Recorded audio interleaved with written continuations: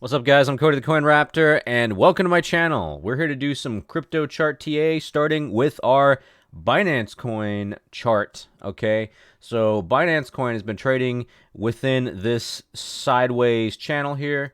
Now we can see that this channel is kind of a channel within a channel, but it's been trading within this channel here for about a little over a week or so. One thing you'll notice is that in the recent, let's say 3 or 4 hours ago, it went right through the bottom of this sideways channel right here. Okay, so I tell you what actually triggered this most likely was Snapchat coming out with earnings after hours being down 27%. Now, Snapchat's not a gigantic company, but it still moves the market as a tech company, and that caused both Bitcoin and Binance Coin and Ethereum to come down here. So what I've seen here is that it's not holding this channel very well, but it did wick down here. We got a lot of buyers below that level at about 265 or so. It popped back up again, but you can see based on this long wick which direction the chart wants to go. It wants to go down. So we're going to zoom out here a little bit. We're going to see where it's going to wind up. And from the looks of it, it's going to come back down here to 260 in this region here that I have outlined for support. Now, we might also actually see it pop up at about here or so. You could move it up just a little bit at about 262. So that's probably around the next area. And then below that, what you're looking at is down here 259 and then 255 or so. So that's what you're looking at for your Binance coin. Now the RSI, it's right in the middle of the range. It's at 41 on the daily. If we zoom into the hourly, we can take a look at this. It's at 39. Either way, it's not too high and it's not too low, so it definitely has some more room to fall. We take a look at some volume here. We can see we've had some volume coming in the last couple of days here, and it's all been red. This entirety of this whole week for Binance Coin, it's just given up all of its gains so far here after hitting its head here on the 276 level and coming back down again. So again, it's probably going to come back down here to about 261 or so, and we'll see. We'll probably wind up bouncing off the support, but I wouldn't be surprised if it wicks through the support and then gets bought back up again, just like what happened over here. Now we're going to also take a look at our Binance coin funding rate, right? So the funding rate, again, this is for futures contracts. We take a look at the number of the funding rate number to give us an idea of who's long and who's short, how many longs and how many shorts we have here, and who's dominant. So what we have here for Binance coin is actually some really interesting action down here.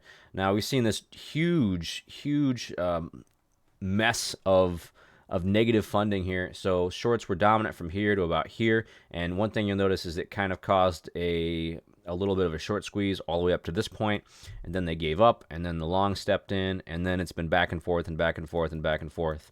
Now the direction of the price action has been very negative, and it looks like it's coming back down again. So there's a little bit of longs here that are dominant right now, but I don't expect this to last. Most likely what we're going to see is it's going to go again back and forth between longs and shorts while the price of Binance coin continues to move down, especially with tomorrow.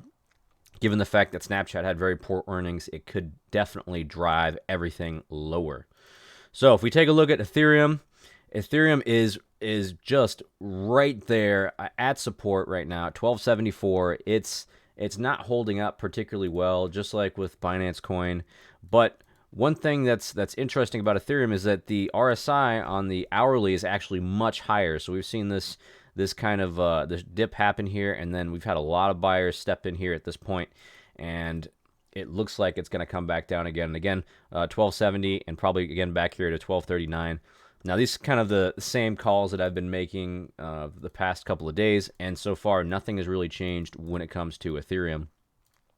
We're also going to take a look at Bitcoin, and Bitcoin is also in a bad place right now. We can see RSI is at 44. It's really strange how the RSI has just been sticking around this level here. It's like the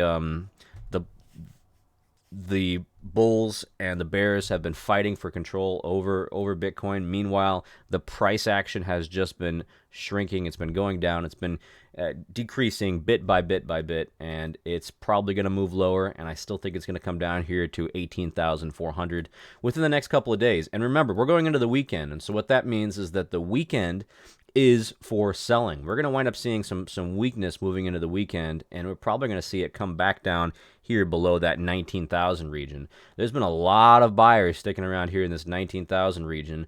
If you guys remember back to the video I did with the Bitcoin monthly report that ARK Invest put out, they put out that there's a very strong investor cost basis here, right about 19,000. So I think that's why it's been such a strong magnet to the Bitcoin price.